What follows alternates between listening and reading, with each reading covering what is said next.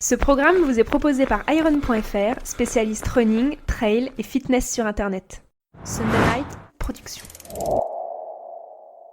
Dans cet épisode, nous allons nous intéresser à la transition de la route vers le trail et nous allons recevoir deux athlètes d'exception. C'est parti.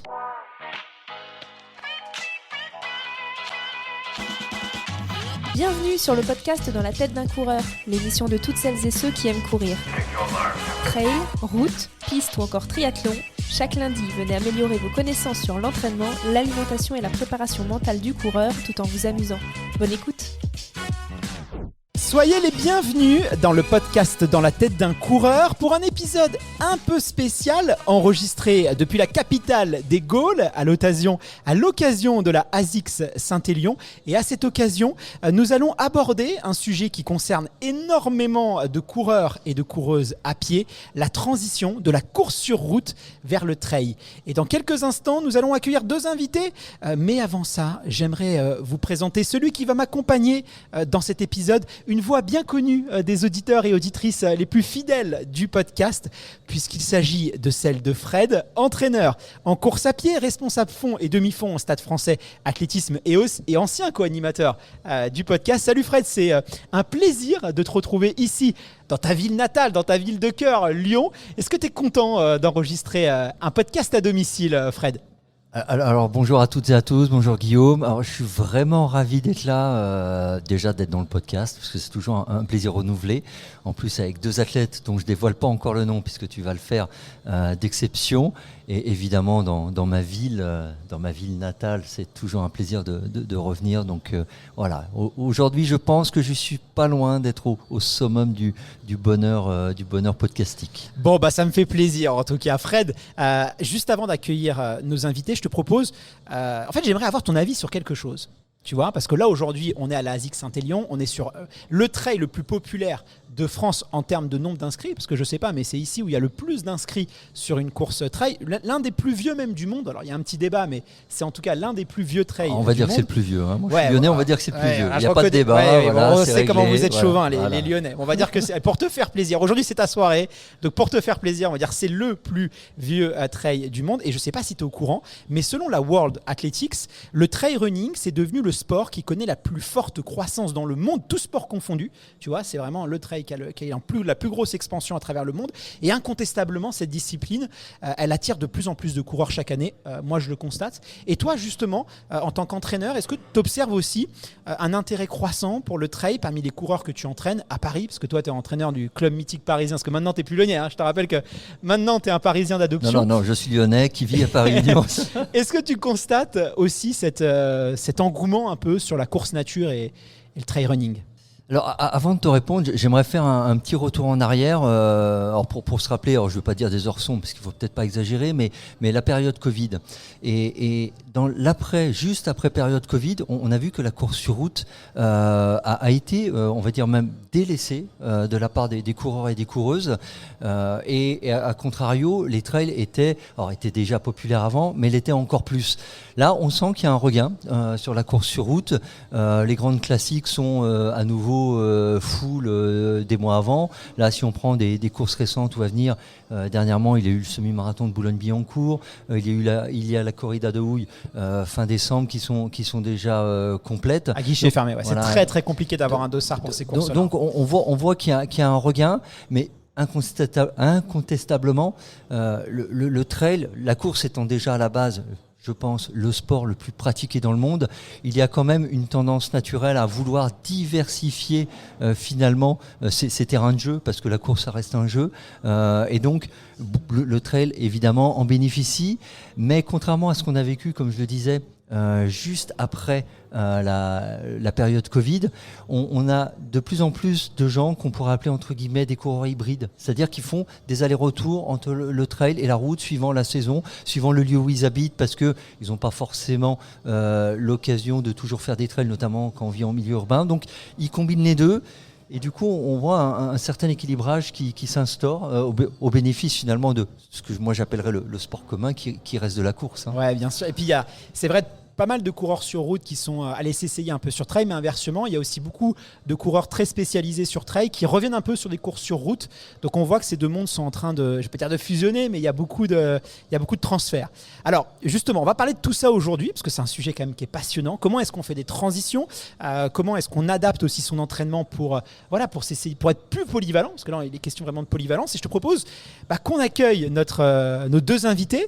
La première a découvert l'athlétisme à l'âge de 10 ans et s'est passionnée pour le cross, la piste, avant d'opérer une transition avec succès sur le trail et plus particulièrement sur l'ultra-distance. Il s'agit de Sylvaine Cussot, ambassadrice Iron et athlète ASICS. Salut Sissi, c'est un plaisir de te retrouver ici à Lyon. Alors on s'était quitté sur la magnifique île de la Réunion. Il y avait un peu plus de soleil, on va pas se mentir. Aujourd'hui il pleut, un beau temps lyonnais. Et puis voilà, c'est un plaisir de te retrouver. Comment est-ce que ça va ? Est-ce que tu as fait bon voyage ? Est-ce que tu n'es pas trop fatigué ? Parce que je crois que tu es arrivé il y a très peu de temps. Salut Guillaume, salut Fred, et merci de m'accueillir de nouveau dans votre podcast. Ouais, c'est vrai que la transition est un peu brutale hein, quand tu pars de 35 degrés pour arriver à presque zéro. C'est l'été là-bas en plus. Ouais, c'est l'été, puis ça commence à être les bonnes grosses chaleurs avec beaucoup d'humidité. Donc, mais bon, on s'adapte, c'est comme tout. Et puis en même temps, une Saint-Élion, s'il pleut pas ou si le temps, excuse-moi le terme, est pas dégueulasse, ça perd son charme, c'est non ? pas la même chose, je suis d'accord avec toi. Ils commandent le mauvais temps à chaque fois.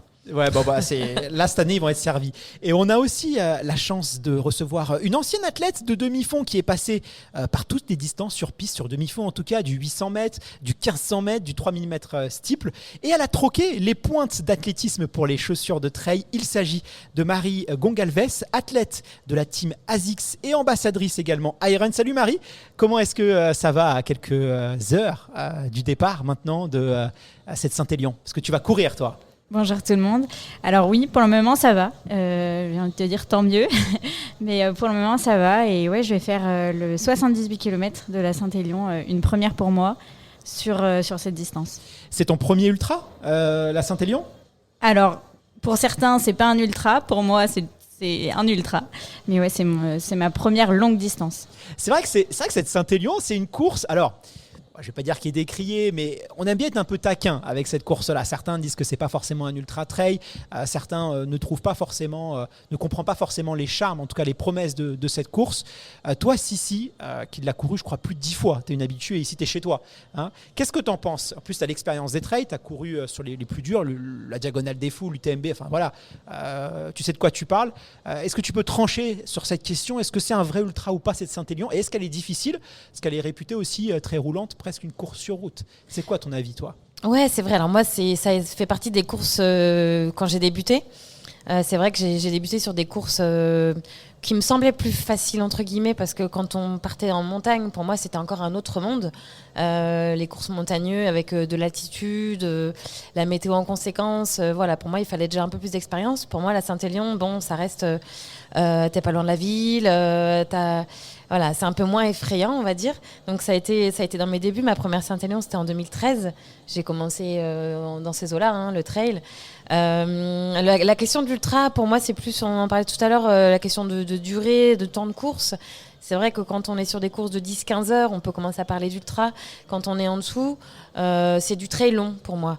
Il y a la notion de dénivelé aussi, je trouve, qui rentre en ligne de compte. Forcément, quand tu as des gros dénivelés, ça augmente le temps de course. Et c'est plus facile de mettre des catégories, en fait, et de commencer à parler d'ultra. La Saint-Élion, elle a cette chose, ce contexte particulier, c'est dans la nuit, c'est un trail qui reste semi-urbain quand même, hein, donc moi je la mets plus dans la catégorie des trails urbains, semi-nature, tu vois, et ouais, elle a cette magie,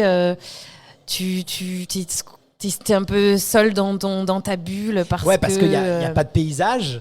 C'est ça. Parce que souvent, le trail, quand tu demandes aux gens qu'est-ce que vous aimez, c'est ce côté un peu sport en nature, c'est aussi les paysages, c'est aussi le voyage, c'est l'expérience de course. Et souvent, on résume le trail à ça. Et là, quand on regarde la Saint-Élion, quand je dis le trail le plus populaire en France en nombre de participants, et ben là, on n'a pas du tout ça. Donc finalement, on peut pas dire on peut pas résumer le trail à juste une expérience de paysage, tu vois, ou une expérience de beauté de course. C'est le dépassement de soi, parce que cette course-là, finalement, tu peux t'attacher à rien. Il y a très peu de public. Je crois que les proches, la famille n'est même pas forcément autorisée sur le parcours. Les paysages, on voit rien. Souvent, il fait froid, il pleut. Tu es seul avec toi-même. Donc la difficulté, elle est vraiment là, j'ai l'impression. Ouais, c'est ça, et c'est ce qu'on aime en fait. Parce que c'est t'es vraiment. Tu aimes, toi. Pour le coup, t'es vraiment dans ce qu'on disait, dans ta douleur, dans ta gestion personnelle, et ouais, tu te rattaches à rien d'autre que te dépasser toi-même, et c'est même compliqué des fois de savoir où en sont les autres, parce que si t'as pas les infos, tu peux pas forcément savoir, ça va très vite. La famille est autorisée sur beaucoup de ravitaux, mais tu les vois pas beaucoup parce que il fait nuit, donc t'entends. Ouais, et moi je trouve que c'est ça qui a cette saveur particulière, c'est ça. Et après, t'as quand même ce balai de frontal qui est assez chouette quand tu prends le temps de te retourner, c'est assez magique aussi. Hein. L'ambiance est là. Alors Marie. Ouais. Toi, finalement, c'est vrai qu'on t'a plus vu sur le circuit Trail Series, on t'a plus vu plutôt sur les trails courts. C'était assez logique au vu de ton historique en course à pied. Pourquoi allonger la distance Pourquoi tu as ressenti cette envie d'aller t'essayer sur, on va dire quand même ultra distance, parce que là, on allonge quand même bien les kilomètres. Alors déjà, c'est une course moi qui me parle parce que je suis lyonnaise. Ma maman l'a déjà gagnée en relais, je l'ai déjà accompagnée sur les ravitaux quand elle l'a fait entière. Mon entraîneur Fabien Antolinos l'a gagnée. Donc bon, il y a quand même une petite histoire et cette course, elle débarque pas de nulle part. Je la connais depuis déjà un petit moment. Je savais qu'un jour je la ferais. Je savais pas quand. Mais voilà, les années d'avant, j'ai fait le 23 km, le 46 km. Et cette année, globalement, dans la préparation, ça allait bien de faire cette distance à ce moment-là. Du coup, elle est venue un peu naturellement. Donc là, c'est plus participer à la Saint-Élion. C'est pas forcément une transition, si je comprends bien, dans ta carrière, entre guillemets, vers l'ultra-distance. C'est plus l'opportunité de courir à domicile dans une course que tu connais particulièrement. Alors, c'est quand même dans l'objectif d'allonger les distances et de tester sur du 80, pourquoi pas, après passer sur les Templiers, toujours des formats un peu roulants et sur pas trop long. Mais on allonge quand même les distances par rapport au format marathon. Bon, on ne verra pas tout de suite sur la diagonale des fous, si je comprends bien. Non, a priori. c'est alors, pas encore pour moi. T'es lyonnaise, tu partages un point commun avec Fred. Fred, toi aussi tu l'as couru la Saint-Élion, c'était en 1947, je crois. Moi, je crois que c'était la première édition. C'était la première édition. Qu'est-ce que tu peux nous en dire, toi? C'est vrai qu'ici, c'est une course, je ne vais pas dire que c'est comme la diagonale des fous pour les Réunionnais. Ici, à Lyon, la Saint-É, c'est quelque chose, quoi. Tout bon Lyonnais veut la courir au moins une fois dans sa vie. Ouais, exactement. Alors, petite précision, je l'ai couru qu'en relais. La seule fois où je l'ai préparé pour la courir en individuel, je me suis blessé juste avant. Mais bon, je cours toujours, donc il n'est pas dit que je la fasse pas un jour. Évidemment, quand on est un local, ça a une saveur particulière. En plus, on ne faut pas dire les vrais Lyonnais, mais on part de Saint-Étienne pour arriver à Lyon. Donc on est plutôt fiers de quitter le Forez pour arriver dans le Rhône. Les supporters de foot comprendront cette allusion. Et puis c'est un peu une course de légende, parce que c'est une doyenne des courses, alors vraiment qu'on appelait hors stade et hors route pour le coup en France, en dehors du débat, est-ce que c'est un trail, est-ce que c'est... D'ailleurs avant on disait course nature, hein, enfin il y a encore même récemment, la Saint-Élion avait pas forcément l'appellation trail, parce que c'était comme ça, et c'était une course doyenne qui était un peu la course des foufous. Des foufous à l'époque, parce que départ à minuit le premier week-end de décembre, donc c'est quand même à un moment les organisateurs ont décidé de complexifier l'affaire. Il y a même eu des années où les conditions météo ne permettaient pas de la courir, mais les gens ont quand même décidé de la courir. Or quelques-uns ont bravé cette interdiction, donc voilà, c'est en tout cas au moins régionalement c'est une course qui s'est créée sa légende, son histoire. Et du coup, après, cette histoire, c'est comme toute légende qui vit, elle s'est transférée, on va dire, dans le monde de la course nature, dans le monde du trail. Et c'est vraiment particulier parce que, comme on le disait, quand on vient ici, on vient chercher le fait qu'on a un mauvais temps, on limite qu'il pleuve, mais alors, s'il peut y avoir un peu de grêle et de gel le jour J, c'est encore mieux, parce que en plus la nuit, si on peut avoir la frontale qui tombe en rade pendant la course, ça sera encore mieux, parce qu'on aura le sentiment d'avoir dépassé quelque chose. On a des petits trucs comme ça qui sont un peu des trucs je pense, de coureurs et qui sont le fait de se dire je vais faire quand même quelque chose d'atypique. En fait, c'est un format vraiment atypique parce que très sincèrement, et avec tout l'amour que j'ai pour cette région, je pense que si la Saint-Élion aurait lieu au plein mois d'été, en plein jour, elle aurait un attrait beaucoup moins important et elle serait beaucoup moins populaire. Les conditions font que, en fait, c'est ça. Alors, dans cet épisode, on va s'intéresser aux enjeux autour de la transition route et trail. Et justement, toi, Marie, tu as un parcours assez atypique parce que tu es passé de l'athlétisme sur piste. Donc, on est dans le cœur même de la vitesse, de la haute performance, pour faire ce qu'on pourrait peut-être imaginer comme un peu un grand écart. Est-ce que tu peux nous dire qu'est-ce qui t'a motivé à l'envie en fait, de passer de l'athlé au trail? Il y a 4 ans, je crois, tu as fait ta transition.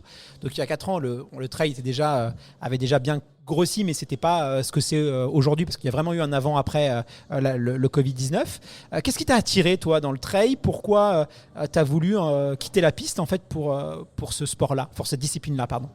Alors déjà, je pense pas que ce soit forcément atypique. Je pense au contraire, c'est assez classique. En fait, tous les enfants commencent la plupart des enfants commencent à l'école d'athlé, les crosses. Et après, en fait, finalement, le trail, ça vient plus par la suite. Mais pas tant que ça sur piste, des anciens pistards vraiment purs qui montent. Alors généralement, ils montent plus sur marathon quand même. Ouais. Ils vont pas forcément sur. Mais peut-être que j'étais une fausse pistarde parce qu'il n'y avait pas de cross l'été. 4,32, 4,33 sur 1500 mètres, je crois que tu as fait. Donc ça 36, va. Ouais, donc 36. Ça va. C'est quand même. On est quand même sur une bonne coureuse de piste. Hein. Ouais, non, je faisais de la piste parce qu'il n'y avait pas de cross l'été, surtout ça. Mais en fait, ce qui m'a motivée, en fait, c'est vraiment à force de passer du temps sur les trails, à faire l'assistance de mon copain, de ma maman. Vraiment, ça m'a donné envie. Et puis, il y a eu le confinement. Et donc là, fin des compétitions. Et je me suis inscrite au Trail Elite Factory. C'est un programme qui existe toujours d'ailleurs, d'ASICS pour découvrir des jeunes talents en trail. Je me suis inscrite, mais vraiment par hasard. Et j'ai gagné la finale. Et c'est comme ça que l'aventure trail a commencé. Et depuis, une fois que tu as goûté au trail, tu n'as pas voulu réessayer Alors, j'ai continué à faire de la piste, sauf cette année. Parce que là, il y avait les championnats du monde. Et du coup, faire de la piste et préparer un 44 km avec 3005 de dénivelé, c'était un petit peu compliqué de tout faire.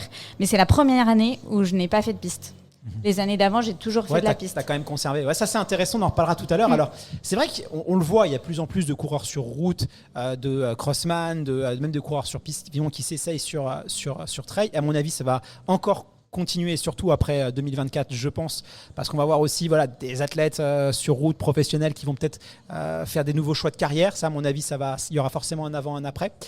Mais force est de constater qu'il y en a qui s'en sortent très très bien, pour qui cette transition en fait est assez naturelle. Ça a été ton cas, et très vite ils trouvent leur repère, et d'autres c'est beaucoup plus compliqué que ça, et c'est pas forcément les coureurs les plus rapides sur marathon, les plus rapides sur piste qui vont mieux s'en sortir sur trail. J'ai l'impression que les cartes sont un petit peu redistribuées. Toi, Sissi, qui tu es quand même très expérimenté sur trail, parce que la transition, tu l'as fait il y a pas mal de temps.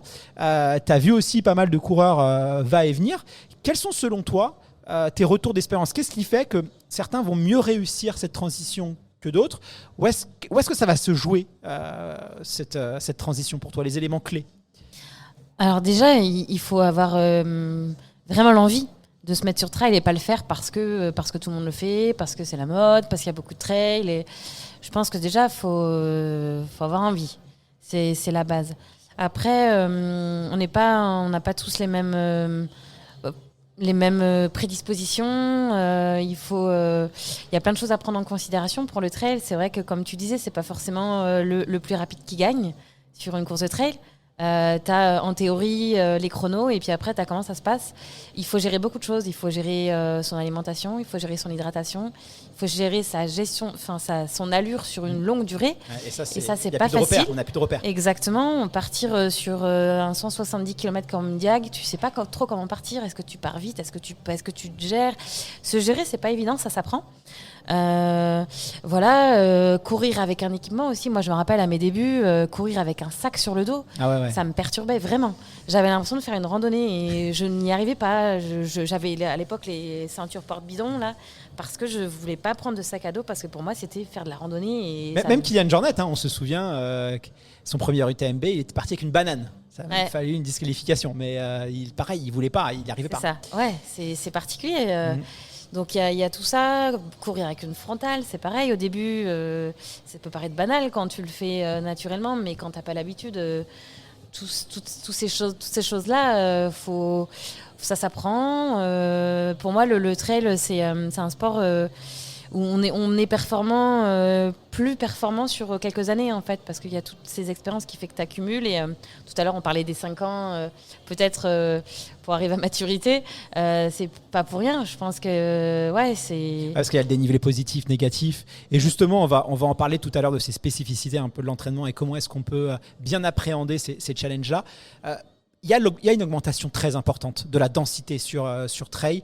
Alors déjà sur le circuit Trail Series que tu connais bien, Marie, aujourd'hui c'est l'un des circuits les plus relevés en course à pied, toutes disciplines confondues. Tu as des athlètes qui sont incroyablement polyvalents. Je pense à un Rémi Bonnet par exemple. Pour moi aujourd'hui, Rémi Bonnet c'est certainement l'un des athlètes les plus performants, les plus complets, toutes disciplines confondues. Parce que Rémi, tu le mets sur cross, tu le mets sur 10 km, tu le mets sur marathon, il va surperformer. Je connais peu d'athlètes aujourd'hui, si tu les mets sur trail, des coureurs sur route, je ne suis pas sûr qu'il fait performer autant que l'inverse. Donc on voit aujourd'hui qu'il y a quand même un niveau qui explose. Sur ultra distance, on voit aussi que les chronos commencent à baisser. Regardez un peu les statistiques à Saint-Gervais sur l'UTMB. La vitesse à laquelle ils sont arrivés à Saint-Gervais, c'était quand même impressionnant quand on voit tout ce qui leur reste derrière. Donc il y a une grosse augmentation de la densité. Plus il y a de densité, ça reste une course. Partir d'un point A pour aller à un point B. Quoi qu'il arrive, ce sera toujours le plus rapide qui va arriver en premier. Donc forcément, sur la fin, c'est là où ça va jouer. Parce que si à la densité, ils sont tous bons en montée, ils sont tous bons en descente, ils sont tous bons en montagne, ils sont tous bons en gestion de course et en densité, il restera toujours la vitesse à la fin. Et ça, c'est peut-être un atout pour toi, parce que tu sais courir très vite. Est-ce que tu penses quand même que ton historique, ton background un peu de coureuse, c'est une force aujourd'hui, à condition bien sûr que tu arrives à bien gérer le dénivelé et toutes les distances, mais est-ce que tu penses quand même que sur le long terme, ça sera une vraie force pour toi ? Oui, moi je pense que c'est une force par rapport à ceux qui faisaient un petit peu moins d'athlètes avant. Mais après, oui, c'est sûr que devant, on se rend compte que tous les coureurs courent très très vite. Tu parlais de Rémi, chez les filles, Nienke, son chrono marathon, c'est stratosphérique. Et donc non, je pense que c'est important et que tu as vraiment un plus à justement à continuer à travailler ses capacités et de vitesse. Et est-ce que tu as eu du mal justement toi, dans la gestion de course, dans la gestion des allures, la capacité aussi ? Parce qu'on a l'impression des fois je vais pas dire de pas courir, mais il y a cette gestion de course, c'est quand même très importante. Et c'est là où souvent les coureurs se cassent les dents. Je sais pas si vous, même si vous avez remarqué des différences par rapport à ça. Alors moi je trouve que déjà la première année quand tu te mets au trail, c'est difficile d'avoir ces repères quand tu passes de la route au trail. Moi je sais que j'étais toujours cramée. Parce que justement, j'avais mes chronos à me dire, là, t'es en 5 minutes au kilo. Et du coup, t'es tout le temps en fait en sur-régime. Et je trouve qu'il faut passer la première année justement à se dire, ok, l'entraînement, c'est l'entraînement. Il faut peut-être y aller un petit peu mollo. Et oublier ces chronos justement et ces allures de route. Et c'est, je pense, qui est le plus difficile quand tu passes... faut même limite le mettre de côté. Pour te concentrer sur... Il faut enlever le lap de la montre. Ouais. Fred, justement, toi, qui est entraîneur, c'est quoi ta vision par rapport à ça ? Demain, tu as un marathonien, tu as un coureur de 10 km qui veut s'essayer sur trail. Quelles sont les qualités selon toi ? Quels sont les enjeux qu'il va devoir affronter, les qualités qu'il va devoir développer ? Ta vision un peu de cette transition de l'entraînement par rapport à ton expérience ? Déjà en complément de ce que disait Sissi sur l'envie d'y aller et le plaisir qu'on peut ressentir, tout le bagage que l'athlète aura, ça va lui servir. Faut pas se mentir, à un moment, un athlète plus il est complet, plus performant il sera. Après, il faut bien qu'il appréhende les spécificités du trail, et c'est notamment ce dont parlait Marie. Et pour ça, ceux qui aiment le cross ou ceux qui ont fait une vraie école de cross, ça peut leur servir. Parce que on dit souvent que le cross, c'est l'école de l'athlète, mais c'est l'école de l'athlète parce que en fait, le cross, c'est le changement de rythme, c'est le changement des appuis, et tout ça, on l'a x10, x100 en trail. Et ça, c'est un truc sur la route, on connaît pas, parce que globalement, que ça soit la route ou la piste, bien sûr, c'est quelque peu à nuancer, mais on essaye d'être le plus régulier possible. C'est ça, une bonne course réussie sur route. C'est pas une course où on passe de 6 minutes au kilo, puis on va faire un kilo en 3,20, puis on va repasser à 5, puis on va faire 4,15, puis on va passer à 6. On s'amuse pas à faire ces allers-retours, ces accordéons. Et ça, c'est vraiment un truc qu'il faut savoir gérer. Même Qu'on psychologiquement. n'a pas l'habitude.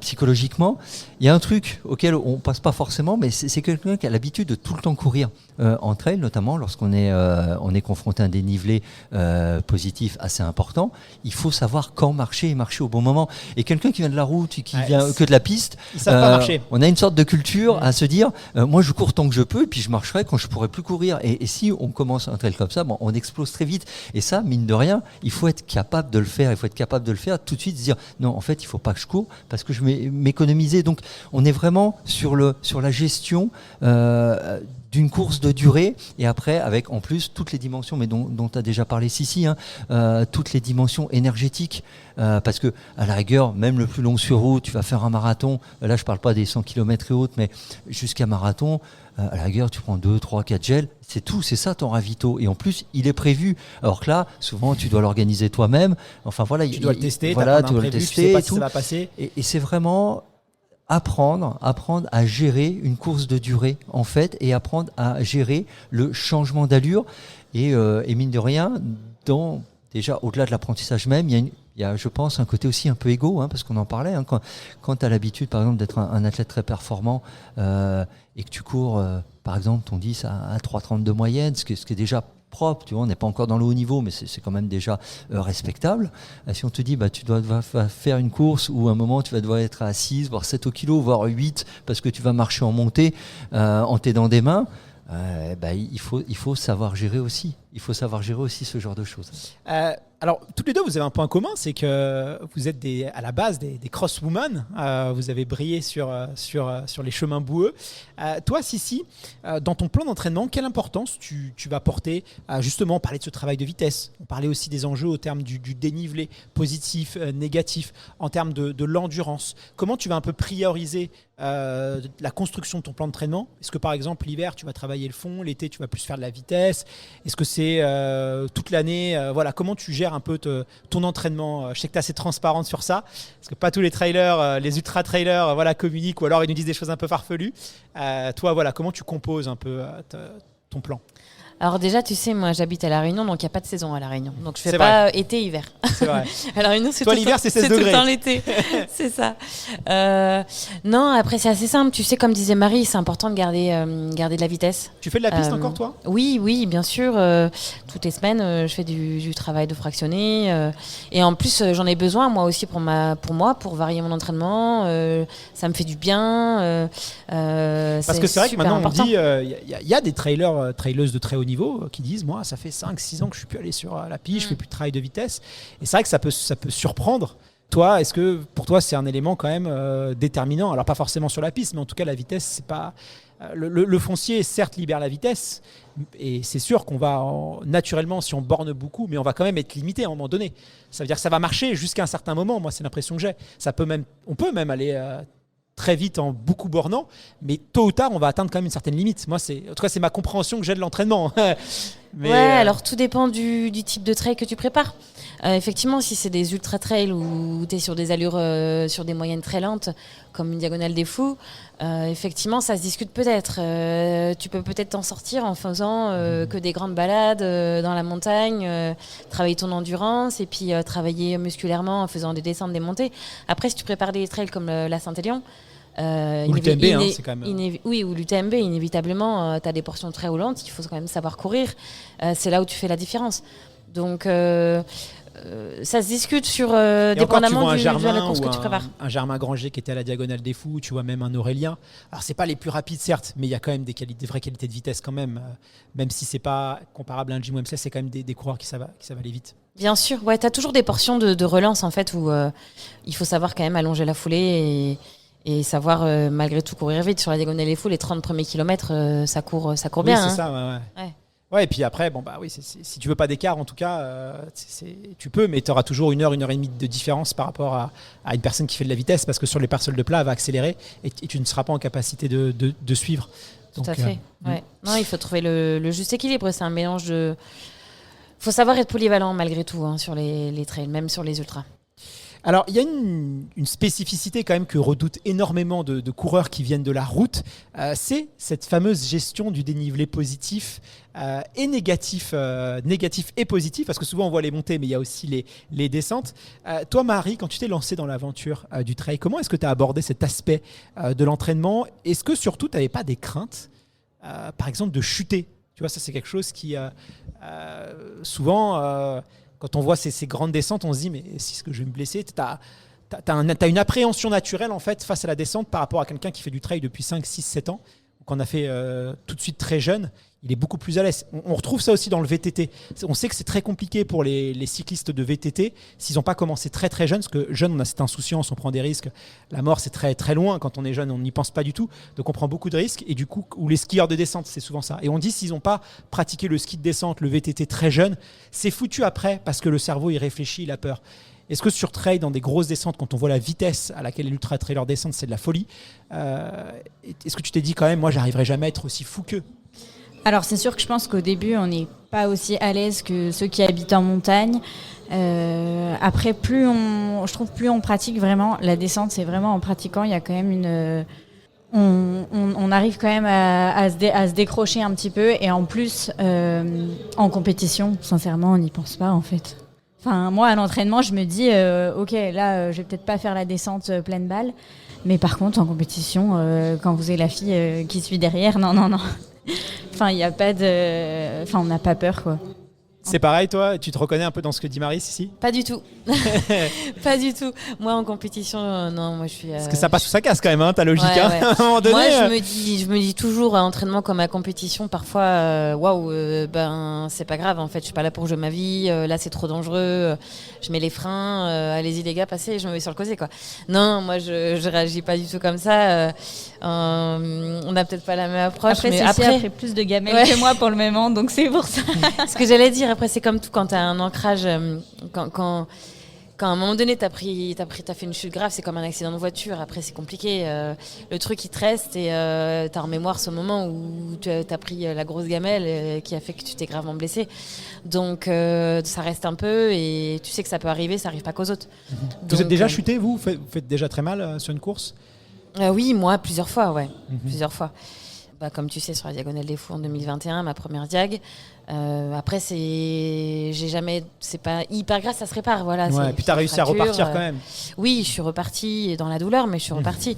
Mais malgré tout, c'est jamais drôle, tu te fais des frayeurs quand tu fais des chutes. Je les vois, les coureurs. Tu sais, ils arrivent des fois en sens et on se dit quand même c'est quelque chose. Puis il y a la chute au mauvais endroit, tu vois. Tu dis, là ça va, en fait, j'ai chuté. Mais si j'avais chuté là, peut-être que ça aurait mal fini, quoi. Alors, Fred, on sait que ce travail de dénivelé positif, négatif, il est stratégique quand on prépare du trail.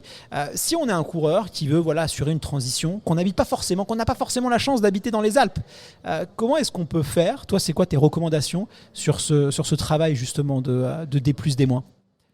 De toute façon, je pense qu'on n'apprend jamais aussi bien que quand on le fait réellement. Donc, même si c'est pas forcément les longs sentiers escarpés qu'on peut avoir dans les Alpes, les Pyrénées, à La Réunion ou ailleurs, on peut se trouver de la montée-descente, et c'est entre guillemets, c'est en faire, c'est en bouffer, s'entraîner, on va dire de manière un peu spécifique, parce que ça c'est vraiment important, très concrètement. Après, il y a un autre élément, mais sur lequel on va revenir, c'est tout le rôle de la préparation physique, notamment pour bien appréhender. Il y a le côté technique, je sais monter, je sais descendre, et après toute ma capacité à gérer la charge de travail, notamment musculaire, que ça nécessite. Et là, même si on habite dans un milieu urbain, on a toujours des montées, des descentes quand même, sauf si vraiment vous habitez dans le plat pays à la rigueur, mais coucou les Belges. On trouve toujours. Et après, tout le travail de préparation physique, évidemment. Marie, toi, est-ce que quand tu as commencé à travailler un peu toute cette partie de dénivelé, et puis surtout allonger la distance, est-ce que tu as eu peur de perdre ta vitesse et tes qualités athlétiques, tes qualités de pied que tu pouvais avoir sur cross, sur route, sur piste, parce qu'il y a cette appréhension. Est-ce que finalement, si je vais l'été sur trail, est-ce que ça va pas être ça va pas handicaper ma saison de route? C'est des questions qu'on peut se poser, nous les coureurs. Est-ce que ça va pas me ralentir? Est-ce que je vais pas devenir un coureur moins performant sur route si je vais l'été sur trail, par exemple? Alors c'est vrai que ça peut être une inquiétude. Après, je trouve que c'est intéressant de justement construire sa saison en rajoutant tout le temps un petit peu de route à des périodes et des périodes où tu vas pas faire beaucoup de dénivelé. Tu le fais, toi? Moi, oui. Il y a des périodes où je fais pas beaucoup de dénivelé parce que au niveau du travail déjà ça s'y prête pas. J'ai pas le temps de me déplacer énormément en dehors de Lyon. Et du coup, là, j'en profite pour faire justement plus des sorties à plat et de travailler plus la vitesse. Et tu vois, à la sortie des mondiaux, Innsbruck, c'était quand même, il y avait beaucoup de dénivelé. Les montagnes autrichiennes, ça rigolait pas. Et je suis revenue à Lyon. Et là, j'avais perdu carrément de la vitesse, quoi. Ouais. Et ça revient vite justement dès que tu refais des cycles, ou c'est quand même un travail qui va être de longue haleine? C'est quand même un travail qui demande quand même un peu d'effort. Enfin, il faut quand même refaire de bonnes séances. C'est pas en 2 semaines que tu retrouves ta vitesse que tu as perdue à cause des 3 mois de préparation, quoi. Fred, toi, ton avis d'entraîneur, est-ce qu'on peut... Parce qu'il y a toujours cette dualité, tu sais. Si tu fais de la vitesse, tu perds en fond. Si tu fais du fond, tu perds en vitesse. Moi, je dirais que déjà, il faut... La première question, c'est finalement quel est l'objectif et où on veut être sur trail et sur route, en fait. Évidemment, si tu prends... Alors, je vais prendre un peu les extrêmes, mais si tu prends les coureurs élites dans les 2 disciplines, ils sont bons partout. Voilà, ils ont aussi intérêt à faire vraiment énormément de spécifiques et pas forcément trop s'aventurer en dehors de ces sentiers-là. Après, sur, on va dire, une population plus générale, plus globale, qui pratique les deux, honnêtement, on revient vite dessus. Moi, ce que j'ai pu constater, c'est qu'entre guillemets, je veux dire, la vitesse elle-même, elle se perd pas tant que ça. Par contre, ce qui se perd, c'est la capacité à la maintenir longtemps, en fait. Un athlète qui est rapide, il arrivera peut-être à refaire ses 400 à la même vitesse si on prend une séance un peu classique. Par contre, il n'arrivera peut-être pas à enchaîner les 10 classiques, il en fera 2-3, puis après, il aura plus cette capacité à maintenir cette haute intensité longtemps. Donc la base est là et c'est plus travail de maintien de la très haute intensité qui va se perdre. Et ça, c'est vrai que ça demande un peu plus de temps. Après, ça demande pas, honnêtement, enfin, ça dépend les athlètes, le niveau, comme je dis, ce qu'on fait, ça va pas non plus redemander 6 mois de réadaptation, parce que finalement, on est presque dans la même réflexion que lorsque des gens qui sont spécialistes de 5000, 10 000 se disent je vais faire un semi, je vais faire un marathon, est-ce que ça va me faire perdre en vitesse? Oui, de manière absolue, si une semaine ou un mois après ton marathon, tu veux faire un 5000 sur piste, oui, là tu vas déguster. Mais si tu te laisses assez de temps de travail, et c'est ce que dit Marie, si la planification elle est faite en conséquence, c'est-à-dire de bien travailler les cycles et savoir ce qu'on fait à quel moment et dans quel ordre et pourquoi, ça se retrouve. Quand on a des qualités, moi c'est mon avis, hein, après ça peut être discuté, je pense que quand on a des qualités, on ne les perd pas de manière absolue. Après on en travaille d'autres suivant ce qu'on veut faire, les spécificités de la compétition qu'on va préparer, et ça demandera un petit travail de réadaptation. Mais quand on les a très sincèrement. Bon, ça c'est quand même une bonne nouvelle. Alors, justement, quand on parle de des plus, des moins, et quand on parle même de préparation de trail, il y a un élément qui est quand même très important et qui peut être peut-être un vrai atout pour les trailers et traileuses, c'est la préparation physique, c'est le renforcement musculaire, c'est la proprioception. Toi, Sylvaine, est-ce que tu es une adepte des salles de musculation, du renfort? Est-ce que c'est une carte que tu joues ou pas? Alors non, moi je suis pas du tout exemplaire là-dedans, ni dans tout ce qui est protocole de récup. Je trouve qu'on passe déjà beaucoup de temps à l'entraînement. Des fois, tu as envie de déconnecter un peu et faut faire des choix. Et de penser à autre chose, ouais. Mais je fais le basique du renfort, c'est-à-dire abdos-gainage. Parce qu'effectivement, entre elles, c'est super important d'avoir cette ceinture abdominale, c'est pour le dos, pour les genoux, pour tout. Faut pas se péter. Ouais. Il faut la base. Maintenant, je suis pas vraiment convaincue du haut du corps, enfin des bras. Tu vois. Par contre, voilà, il faut que le tronc, le gainage. On va en parler. Là, Fred, il bouillonne. Là, je vois qu'il est tout agité. Là, calme-toi, Fred. On va te donner la parole. Non, mais ne la vie de pas. Fred m'intéresse beaucoup parce que je pense que c'est un point sur lequel il faudrait. Mais il y a des adeptes. Toi, Marie, tu en fais Alors, je suis pas adepte, mais j'en fais. D'accord. Alors, J'en fais parce que je suis obligée. Mais... là, on a du public dans l'émission aujourd'hui. On a discuté un peu avant l'antenne et allez, 50% du public vont faire la Saint-Élion. Levez la main ceux qui font du renforcement musculaire là dans la salle. Voilà. Vous avez vu le sérieux des auditeurs de la tête d'un coureur quand même. Vous avez vu, moi je suis fier d'eux. Ils font la musculation, ils font du renforcement. Allez, il y a quasiment plus de 50% qui ont levé la main. Fred, on sait que tu es un passionné de préparation physique. C'est même l'une de tes spécificités. Tu es entraîneur, mais tu es aussi préparateur physique. Tu vas d'ailleurs sortir un livre sur le renforcement musculaire en course à pied qui va sortir, je crois, en janvier 2024. Ça a été annoncé là il y a peu de temps. Alors, forcément, toi, tu vas nous dire que c'est... Voilà, mais toi, est-ce que tu penses quand même qu'un trailer a tout à gagner à inclure des séances de musculation, de préparation ? Je sais quand même que, voilà, il y en a qui sont très, très friands de ça. Et souvent, c'est quand même des très bons. Qu'est-ce que tu en penses ? Déjà, moi, je dirais que les trailers, je trouve par rapport au reste des coureurs, ouais, c'est des bons élèves. Oui, non, mais c'est vraiment, ils ont une pratique du renforcement musculaire qui est bien en avance sur un certain nombre de coureurs, notamment les coureurs stade, parce que les coureurs purs demi-fond qu'on fait du 800, 1500, généralement, enfin, c'est des choses qu'ils connaissent déjà. Après, on a vraiment à y gagner, mais je prendrai un temps spécifique en dehors de l'émission pour en parler avec Sissi, vraiment. Merci, sur l'ensemble des Il éléments. va te remettre sur le bon chemin, Fred. Non, mais c'est parce que, en fait, de manière concrète, là, c'est pas juste un avis parce que c'est ma lubie et aussi une de mes spécialités, mais toutes les études t'indique que la musculation, notamment est-ce que la préparation physique, c'est pas que la musculation, parce que on a aussi les protocoles de récup, va falloir aussi qu'on en discute avec Sissi. Il y a beaucoup de choses à faire, Sissi. J'ai beaucoup de boulot. Non mais les études te montrent bien que notamment la musculation intervient positivement sur l'ensemble des leviers de performance, excepté la VO2 max. Parce que c'est un facteur physiologique, c'est la consommation d'oxygène.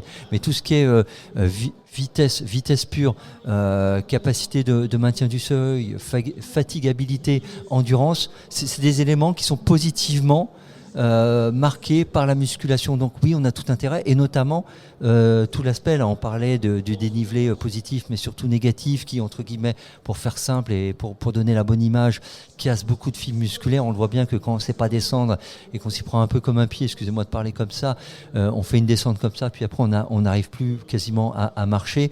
Ça, c'est des choses qui se travaillent spécifiquement, et c'est pour ça que je dis que les trailers sont beaucoup en avance, notamment sur les gens qui font de la route, parce que ça, ils l'ont compris assez rapidement, et ils ont développé tout un ensemble de protocoles qui sont très efficaces. Et d'ailleurs, j'invite les gens à regarder, même ne serait-ce que des photos ou des vidéos, que ce soit les réseaux ou pas, les cuisses des trailers et des trailers, ça n'a pas grand-chose à voir avec les cuisses et des semi-marathoniens, des marathoniennes. On se souvient des vraiment. photos de Mathieu Blanchard ou même de Choumi, là, sur je sais pas, il y a quelques photos qui circulent. Enfin, voilà, c'est des monstres. Hein. C'est pas juste en courant et en faisant du dénivelé à l'entraînement qui développe une telle musculature. Voilà.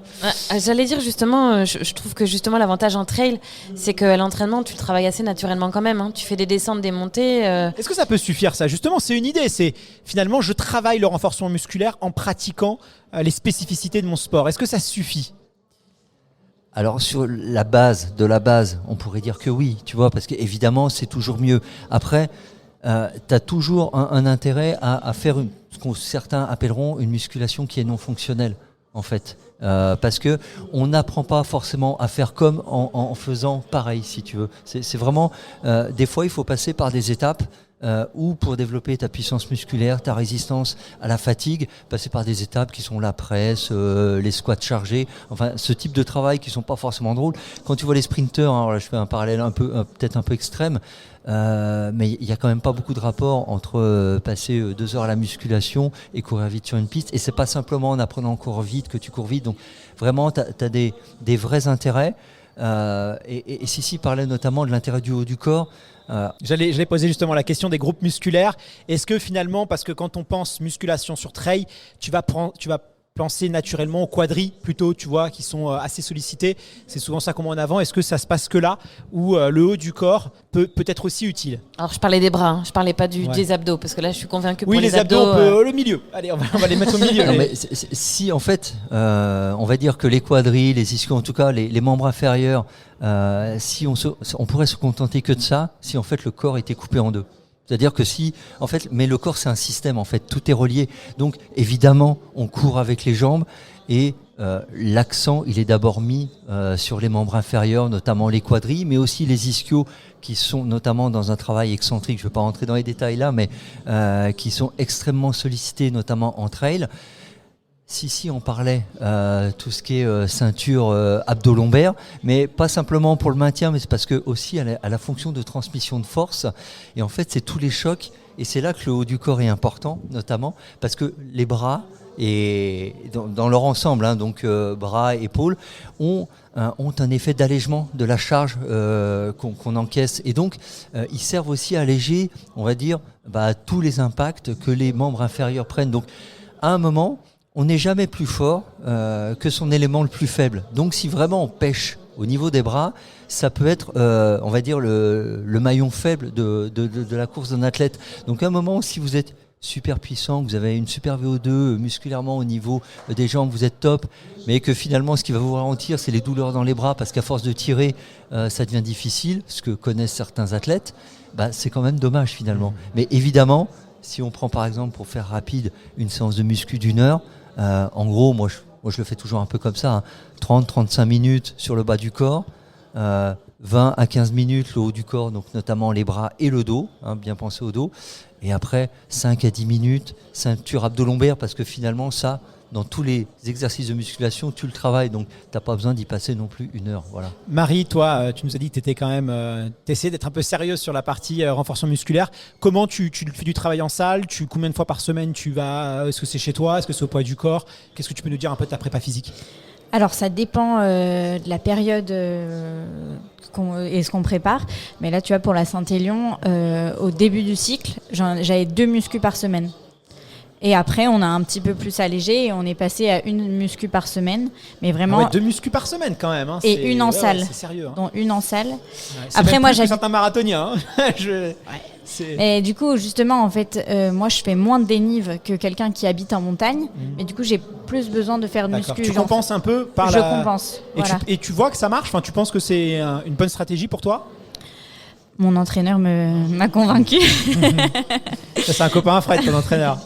Ouais, non, c'est Fabien Antolino, pour le coup, il est vraiment calé niveau muscu. Et non, je sens, voilà, sur des trails où tu as beaucoup de dénivelé, quand tu n'as pas un terrain de jeu qui te permet justement de faire beaucoup de dénivelé la semaine, et ben la muscu compense, je pense, ce manque de dénivelé. Hyper intéressant. Alors, on va recevoir dans quelques instants Manu du site OneRun qui va nous parler un peu de l'équipement. Tu disais tout à l'heure, toi Sissi, que ça avait été un petit peu un enjeu par rapport au matériel, par rapport aux sensations. Toi Marie, les chaussures par exemple, parce que quand on est pistard, on est quand même habitué à sentir le sol. On aime bien, il y a souvent ça qui dit, tu vois, les pistards, ils disent ouais, avec cette chaussure-là, je sens pas le sol, j'ai pas les sensations et tout.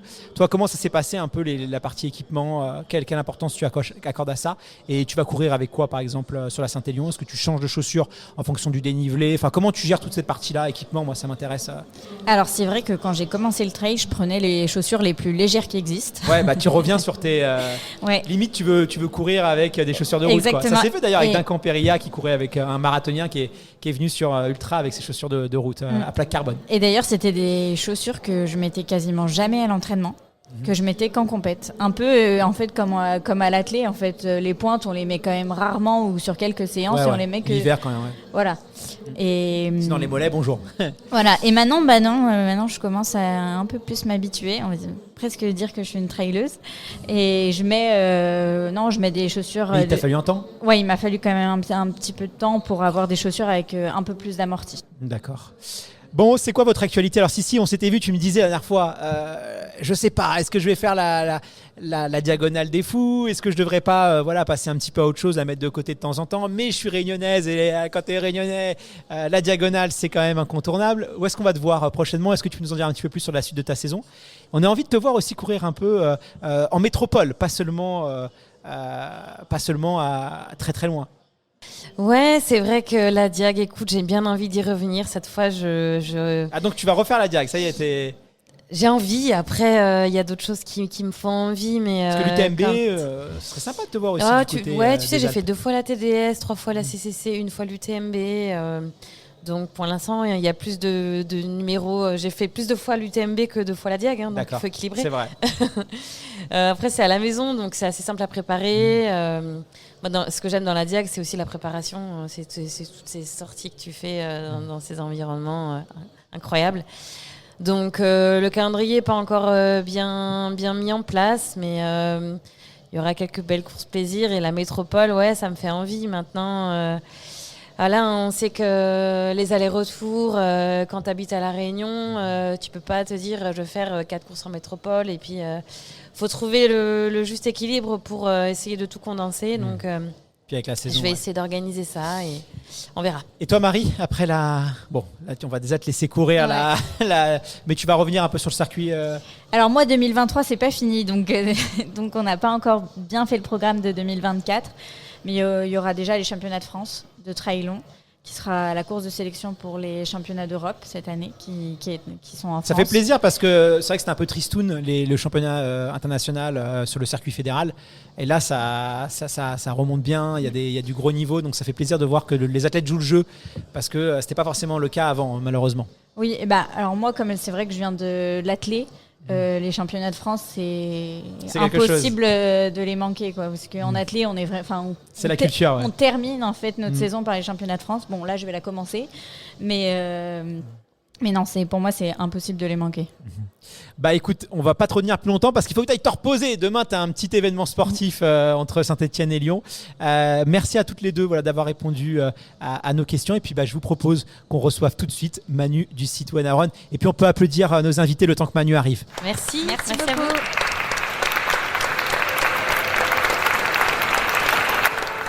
Je vous propose maintenant qu'on accueille Manu du site Wanna Run. Manu, souvenez-vous, c'est vrai que ça fait longtemps qu'il est plus passé dans le podcast. C'est notre expert équipement, notre encyclopédie du matériel de course. Salut Manu, c'est un plaisir de te retrouver. La dernière fois qu'on s'était vu, c'était à l'UTMB, une autre belle course. Comment est-ce que tu vas aujourd'hui ? Salut Guillaume, salut Fred. Je suis très content d'avoir été rappelé. Je m'inquiétais, je tournais en rond chez moi. Et puis là, on m'a dit, tu reviens avec Fred. Donc, un grand plaisir. En plus, Marie et Sissi, c'est super amis. Donc, j'étais ravi d'être là. Bon, c'est un plaisir de t'accueillir à nouveau dans le podcast. Alors, on va parler un peu d'équipement. Et moi, il y a une première question que je me pose. Les chaussures de trail, les chaussures de route. Alors, c'est pas évident, tu vois, parce que est-ce que vraiment, qu'est-ce qui change entre une chaussure de trail et une chaussure de route ? Est-ce que je peux faire de la route avec une chaussure de trail ? Si par exemple, je vais aller rejoindre la forêt vers chez moi ou les sentiers, mais j'ai 3-4 km de route avant, est-ce que je peux le faire ? Est-ce qu'il n'y a pas aussi du marketing ? Parce que les vendeurs de chaussures veulent nous vendre un maximum de paires. Qu'est-ce qui change foncièrement ? Est-ce que tu peux répondre à cette question introductive ? Alors oui, effectivement, c'est une excellente question. Et puis, je ne vais pas faire une réponse de normand parce que je ne suis pas normand. On a déjà Fred avec nous. C'est un peu oui, un peu non. Alors effectivement, il y a une chose qui est sûre, c'est que en général, tu vas pouvoir faire de la route avec une chaussure de trail, alors que l'inverse, je peux t'assurer qu'il vaut mieux pas que tu essayes. C'est-à-dire aller sur le trail avec une chaussure de route. Il y en a qui le font. Ils le font, mais je pense dans des circonstances, dans des vraiment très spécifiques, quoi. Donc, en temps normal, je ne conseille pas de le faire. Donc si j'ai un peu de route à faire avec mes chaussures de trail, je peux le faire. Oui, tu peux le faire. Ça, dans le sens là, il n'y a pas de souci. Et puis je dirais même que dans des périodes comme en ce moment, où c'est très mouillé, où c'est très gras, où il y a des feuilles qui se décomposent au sol et tout ça, moi je suis pas contre des fois sortir les chaussures de trail. Et à quoi la chaussure SUV, tu vois ? Tu sais, 4x4 tout terrain. Parce que moi je suis sûr que le jour où tu as un équipementier qui sort une chaussure aussi bien adapté sur un terrain que l'autre. Alors peut-être que le marché n'était pas assez mature, mais je pense que c'est l'avenir. Tiens, vous l'aurez entendu ça ici. Moi, je pense qu'il y a un truc à faire. Alors c'est pas. Alors peut-être que pour le coureur un peu lambda, ça peut se faire largement. C'est vrai que moi, je vois beaucoup des fois j'ai déjà vu sur marathon des gens qui me doublaient et puis qui étaient en chaussures de trail. Alors après, c'est pas optimal. C'est pareil. Je pense pas que Sylvain va faire un marathon avec ses chaussures de trail, tu vois. Il y a un moment, il faut être aussi assez logique en termes de capacité à griffer le sol, par exemple. Et c'est comme est-ce que tu mets des slicks ou est-ce que tu mets des pneus neige. Tu vois, une Formule 1, effectivement, elle peut faire tout le Grand Prix en pneus neige, mais je pense qu'en termes d'optimisation de la performance, c'est pas idéal. Alors c'est ASICS qui est partenaire de la Saint-Élion et justement, quelle est l'actualité chez ASICS en termes de chaussures? Est-ce qu'il y a des petites nouveautés à Alors, venir? quand tu me parlais de différence entre les chaussures de route et les chaussures de trail, l'élément le plus important, effectivement, de toute façon, c'est ce qui est en contact avec le sol et c'est les crampons. Donc les crampons, effectivement, quand tu es dans la boue, c'est important parce que ça va permettre d'évacuer la boue. Donc quand ceux qui ont fait la Saint-Élion, ils savent qu'il y en a forcément toujours un petit peu. Et donc la forme des crampons, elle est très importante pour bien évacuer. Si tu pars avec une chaussure de route, tu peux te le dire parce qu'effectivement sur la Saint-Élion, j'ai regardé, il y a un bon gros tiers où il y a de la route. Donc tu peux te dire, bah tiens, est-ce que je serais pas plus performant sur la route en ayant des chaussures spécifiques pour la route? Mais le problème, c'est que C'est très beau, la Saint-Élion. Ouais. Le peu de passages que tu vas avoir où il y a de la boue, elle va s'accrocher sur la chaussure. Tu peux même la Et perdre. puis là, moi va j'ai s'alourdir. j'ai déjà vu un coureur devant moi où les deux chaussures sont restées dans le tas de boue. Sur Cross, Et on le voit puis, aussi. Faut les strapper. Donc voilà. Alors après, chez ASICS, de toute façon, Marie l'a dit tout à l'heure, il y a des modèles qui sont vraiment faits pour des performeuses comme Sissi et puis Marie. Elle a cité Fuji Light, Fuji Speed. C'est des chaussures effectivement pour les gens qui ont du pied ou bien vraiment des gens qui sont assez légers et puis qui ont envie vraiment de pouvoir envoyer. Donc effectivement plus légère et beaucoup plus d'accroche, plus de dynamisme. Après, pour ceux qui vont faire 10, 12, 15 heures, parce que je crois que 15 heures c'est quasiment le maximum sur la Saint-Élion. Là on a la gamme Trabuco. Très bonne gamme d'ailleurs. Pour nous, Je le dis rarement parce que j'essaie de rester un petit peu neutre, mais la Trabuco c'est vraiment une excellente chaussure de trail pour ceux qui pour moi en tout cas le cœur du peloton comme nous. Non mais vraiment c'est une je voulais la mettre à l'honneur parce que je trouve que voilà. Donc dans la Trabuco il y a un choix qui peut être intéressant, c'est-à-dire qu'on a une version Gore-Tex. Donc sur la Saint-Élion, ça peut être un choix en fonction de comment vous... Alors Gore-Tex, faut se poser la question, est-ce que je transpire beaucoup des pieds, tout ça? Parce que ça peut être un... Voilà, donc si la transpiration des pieds est relativement raisonnable, bon là il fait pas très chaud non plus, donc ça passe bien. Donc membrane Gore-Tex, ça peut être vraiment un très bon choix. Moi je sais que, j'ai jamais fait la Saint-Élion complète, mais j'ai fait des morceaux. Moi je fais systématiquement Gore-Tex.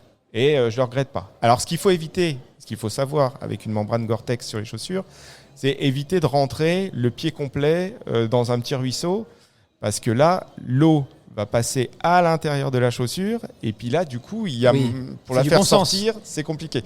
C'est du bon sens. J'aurais pu te le dire, ça. Tant mieux, quoi. Demande-moi la prochaine fois, si tu fais un trail. Ah mais moi ça va tout, pas de souci avec ça. Et au niveau, tu voulais nous parler aussi un petit peu du textile? Ouais, voilà. Alors ce qui est important, parce que c'est bientôt Noël là. Donc tu vois, qu'est-ce qu'on doit mettre sur notre liste de Noël? On en parlait tout à l'heure. Sur un 10 km, je peux faire l'erreur de partir avec un ciré jaune s'il pleut et puis un sweat en coton. Sur 10 km, je garantis pas les frottements et tout ça à la fin des 10 km, mais on peut s'en sortir. Sur trail, c'est vrai que on en a parlé tout à l'heure. On va peut-être faire 5, 8, 10 heures de course. Et tout ce qui est frottement, ça peut devenir vraiment, vraiment un calvaire. Si vous avez un frottement à l'entrejambe, je peux vous dire que c'est pas facile. Donc il y a vraiment toute une gamme. ASICS a vraiment fait une gamme complète qui s'appelle Fuji Trail. Fuji du mont Fuji, puis Trail. Voilà. Et vraiment, au-delà d'avoir un simple short, il y a plein de spécificités avec... Par exemple, sur la veste, vous avez des réglages un peu partout pour bien régler la capuche, pour bien régler au niveau du bassin. Il y a des passe-pouces pour pouvoir bien tendre les manches pour pas que ça remonte, etc. Enfin, c'est vraiment conçu pour le trail. À la japonaise, c'est vraiment les détails comptent. Des petites bandes réfléchissantes pour être bien visible, parce que souvent en trail, on court de nuit, alors que c'est beaucoup moins le cas en route. C'est extrêmement rare les courses sur route ou dans la nuit en tout cas.